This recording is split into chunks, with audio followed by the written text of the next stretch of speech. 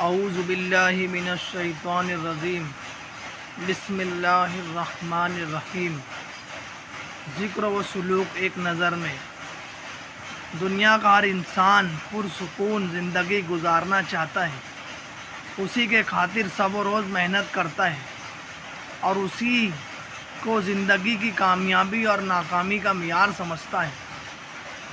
عصر حاضر کی مادی ترقی نے جسمانی آرام اور سہولت کے اصول کو آسان بنا دیا، جبکہ انسان کو روحانی اور قلبی سکون سے محروم کر دیا ہے۔ اطمینان قلب والی نعمت عظمیٰ کو حاصل کرنے کے لیے اللہ کا ذکر کرنا لازمی ہے۔ ارشاد باری تعالیٰ ہے، الا بذکر اللہ تطمئن القلوب، سورہ رعد آیت نمبر 28۔ جان لو اللہ تعالیٰ کی یاد کے ساتھ دلوں کا اطمینان وابستہ ہے۔ ذکروں کے لفظوں میں بہت وسعت ہے، یہ یاد الہی کے لیے بھی استعمال ہوتا ہے اور کلام الہی کے لیے بھی استعمال ہوتا ہے۔ اس جگہ ذکروں سے ہماری مراد یاد الہی ہے۔ اس کی اہمیت قرآن و حدیث مبارکہ میں واضح کی گئی ہے۔ نمونے کے طور پر چند فضائل پیش خدمت ہے۔ نمبر 1، قرآن مجید میں عقل مند لوگوں کی نشانی بتائی گئی ہے کہ اٹھتے بیٹھتے لیٹے اور کھڑے اپنے رب کو یاد کرتے ہیں۔ ارشاد باری تعالیٰ ہے، الذین یذکرون اللہ قیاما وقعودا علی جنوبہم، آل عمران 191۔ وہ لوگ جو اللہ کو یاد کرتے ہیں کھڑے بیٹھے اور لیٹے ہوئے۔ نمبر 2، شریعت نے ہر عمل کی حد متعین کر دی، لیکن یاد الہی کا کوئی حد مقرر نہیں کی۔ ارشاد باری تعالیٰ ہے، یا ایھا الذین آمنوا اذکروا اللہ ذکرا کثیرا، سورہ احزاب 40 آیت۔ اے ایمان والو، اللہ تعالیٰ کا ذکر و کثرت کے ساتھ کرو۔ گویا یہ چاہتے کہ اللہ یاد الہی کرنے میں جتنا زور لگا سکتے ہو اتنا لگا کر دکھاؤ۔ نمبر 3، اللہ تعالیٰ مومنوں کو حکم دیتے ہیں، اپنے دلوں میں اللہ کی یاد کرو، اپنے دلوں میں اللہ کو یاد کرے۔ ارشاد باری تعالیٰ ہے، وَاذْكُر رَّبَّكَ فِي نَفْسِكَ، سورہ اعراف 205۔ یعنی اپنے من میں یاد کر، اپنی سوچ میں یاد کر۔ صوفیہ کے نزدیک اسی کا نام مراقبہ ہے۔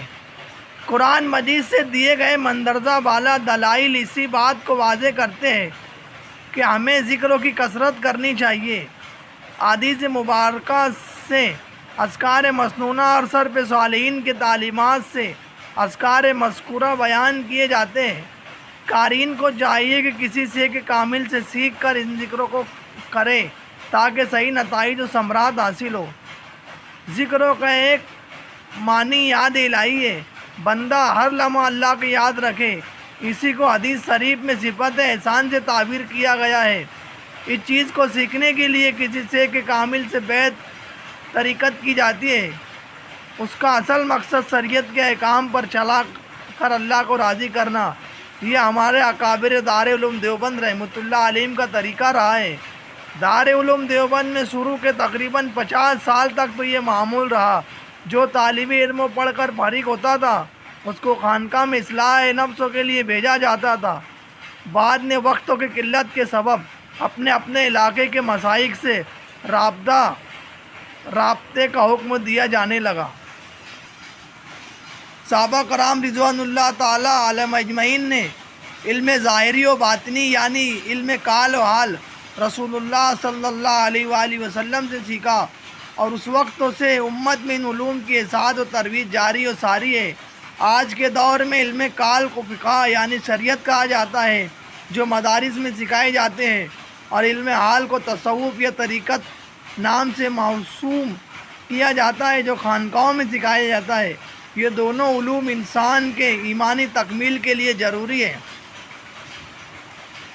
ہر دور میں ہمارے اکابرین جس نسبت کے حامل ہوتے تھے وہ دوسری نسبت کو بھی حاصل کرنے کی کوشش کرتے رہے تھے۔ کرتے رہتے تھے اور دوسرے نسبت کے عاملین کی تعظیم کیا کرتے تھے، اور ہمارے اکابر دار علوم دیوبند کا یہ امتیاز رہا کہ وہ دونوں نسبتوں کے حاملین تھے، نور علی نور۔ حضرت اقدس تھانوی رحمۃ اللہ علیہ نے فرمایا کہ آج کے زمانے میں اہل اللہ کی صحبت کو فرض عین کہتا ہوں۔ یہ حکیم الامت کے الفاظ ہیں۔ حضرت عبداللہ بہلوی رحمۃ اللہ علیہ یہ خواجہ فضل علی قریشی رحمۃ اللہ علیہ کے خلیفہ اور بلند مقام کے بزرگ ہیں۔ ان کا درس تفسیر بڑا معروف تھا۔ رمضان المبارک میں سینکڑوں علماء جو اپنے اپنے مدارس میں تفسیر پڑھاتے تھے، ان کے یہاں تفسیر کا دورہ کرنے جاتے تھے۔ اللہ تعالیٰ نے علماء میں اتنا مقبول بنایا تھا، وہ فرمایا کرتے تھے کہ میں نے اپنے دور حدیث محدث اعظم حضرت علامہ انور شاہ کشمیری رحمۃ اللہ علیہ سے کیا۔ جب حضرت نے بخاری شریف پڑھا دی تو اس کے بعد فرمایا طلباء کو مخاطب کر کے جتنی بار چاہے بخاری شریف ختم کر لو، جب تک اللہ والوں کی جوتی سیدھی نہ کرو گے تو روح علم سے محروم رہو گے۔ چنانچہ حضرت گنگوئی رحمۃ اللہ علیہ فرماتے تھے صحبت اہل اللہ حاصل کیجئے، صحبت اہل اللہ حاصل کیے بغیر اخلاص کامل کا مل جانا یہ جوئیں سر لانے کے مترادف ہے۔ اصلاح نفس کے خاطر اہل اللہ کی صحبت اختیار کرنا اور ان سے رابطے میں رہنے کے کو عرفوں میں تصوف طریقت کے نام سے جانا جاتا ہے۔ سالک کو چاہیے کہ علم تصوف ان حضرات سے سیکھے جن کا علم و عمل قال و حال کتاب و سنت کے عین مطابق ہو۔ ولی اللہ کو پہچاننے کے لیے اتباع سنت کا کسوٹی ہے۔ جو متبع سنت ہیں وہ اللہ کا دوست ہے۔ طریقت کے 4 معروف سلسلے ہیں، جن میں ایک سلسلہ عالیہ نقشبندیہ ہے، جس کے عالمانہ وضاحت مندرجہ ذیل ہے تاکہ جو لوگ فائدہ اٹھانا چاہیں وہ سلسلے کے مشائخ دامت برکات ان سے رابطہ حاصل کر کے فائدہ اٹھا سکے۔ سلسلہ عالیہ نقشبندیہ کے مختصر طالب علمانہ وضاحت۔ اس سلسلے کے حضور اکرم صلی اللہ علیہ وسلم سے جڑنے کی پہلی کڑی حضرت ابوبکر صدیق رضی اللہ تعالیٰ عنہ ہیں۔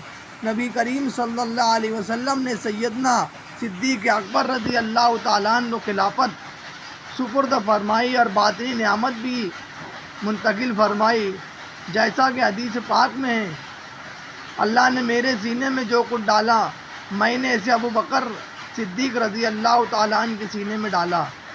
حضرت ابوبکر صدیق رضی اللہ تعالیٰ عنہ سے سلسلہ آگے چلا اور آج تک یہ نعمت اولیاء امت میں سینہ بہ سینہ منتقل ہوتی چلی آ رہی ہے۔ اس سلسلے میں اصلاح نفس کے تعلق سے جو بھی اعمال بتائے جاتے ہیں اس کی دلیل قرآن و حدیث سے دی جاتی ہے۔ سلسلے کے ایک بڑے بزرگ گزرے ہیں، حضرت امام ربانی مجدد الفسانی رحمۃ اللہ علیہ۔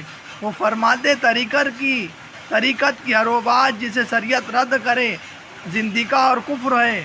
اس سے سمجھ میں آتا ہے کہ سلسلے کے مسائل کی نظروں میں شریعت کی کیا عظمت اور غیر شرعی اعمال سے کس قدر و قلبی کراہیت رکھتے ہیں۔ اللہ تعالیٰ نے اس امت کی ضرورت کے لحاظ سے سلسلہ عالیہ نقشبندیہ کے راز و وضاحت کے ساتھ حضرت خواجہ بہاؤالدین نقشبندی بخاری رحمۃ اللہ علیہ پر کھولی۔ ٹھیک اسی طرح جس طرح امت میں دعوت و تبلیغ کا کام شروع سے ہوتا رہا، لیکن ایک خاص نہج پر اللہ تعالیٰ نے حضرت مولانا الیاس رحمۃ اللہ علیہ پر کھولا۔ سلسلے کے مسائق اللہ کے نام کی شکل انگلیوں پر بنا کر سالک کے دل پر رکھتے ہیں۔ حضرت خواجہ بہاؤالدین نقشبندی بخاری رحمۃ اللہ علیہ سالکین کے دل پر انگلی رکھ کر روحانیت سے اللہ کا لفظ کہتے ہیں۔ منقول ہے کہ وہ اللہ کا نام سالک کے قلوب پر نقش کر دیا کرتے تھے۔ سالک کو یوں محسوس ہوتا تھا جیسے کسی نے میرے دل پر اللہ کا نام نقش کر دیا ہے۔ ان کا نام تو بہاؤالدین تھا، مگر اس وجہ سے نقشبند مشہور ہو گئے۔ وہ دل میں اللہ کا نام نقش کر دیا کرتے تھے۔ اب یہ بات سمجھ میں بھی آتی ہے، آپ نے ویلڈنگ دیکھی ہوں گی، جب دو ٹکڑوں میں ویلڈنگ کرنا ہو تو ایک راڈ ہوتا ہے جس کی وولٹیج بہت ہائی ہوتی ہے، وہ جسے راڈ کو ہائی وولٹیج پر لگاتے ہیں تو اسپارک ہوتا ہے اور دو ٹکڑے آپس میں جڑ جاتے ہیں۔ اللہ والے بھی ایسا ہی کرتے ہیں، ان کے اندر روحانیت کا ہائی وولٹیج ہوتا ہے، وہ انگلی کی راڈ بنا کر اللہ کی شکل بندے کے دل پر لگاتے ہیں تو اسے اللہ تعالیٰ کا تعلق نصیب ہو جاتا ہے۔ الحمدللہ اللہ تعالیٰ نے امت کی رہنمائی کے لیے متعدد مسائل کے نقش بند امت کو عطا کیے، جن سے بیعت ہو کر ان کی رہنمائی میں اللہ کا وصل و نصیب ہو جاتا ہے۔ یہ سب کے سب کاملین ہوتے ہیں، کیونکہ سلسلہ عالیہ نقش بندیہ میں خلافت حضور اقدس صلی اللہ علیہ وآلہ وسلم کے اشارے پر ملتی ہے۔ جب بندہ اس سلسلے میں بیعت ہوتا ہے اور اصلاح نفس کے بعد اس کے اندر خلافت کی اہلیت آ جاتی ہے تو اللہ کے فضل و کرم سے اس کے شیخ و آقا حضور صلی اللہ علیہ وآلہ وسلم کی زیارت ہوتی ہے کہ فلاں بندے کو خلافت دے دو۔ اس حکم پر شیخ اس بندے کو خلافت دے دیتے ہیں۔ شیخ اپنے طرف سے نہ کسی کو خلافت دے سکتے ہیں اور نہ خلافت روک سکتے ہیں، کیونکہ یہ حضور علیہ السلام کے اشارے پر دی جاتی ہے، اور جس بندے کی طرف حضور صلی اللہ علیہ وآلہ وسلم اشارہ کر دے اس کے ہماری اصلاح کے لیے کافی ہونے میں کیا اشکال ہو سکتا ہے۔ وما توفیق الا باللہ۔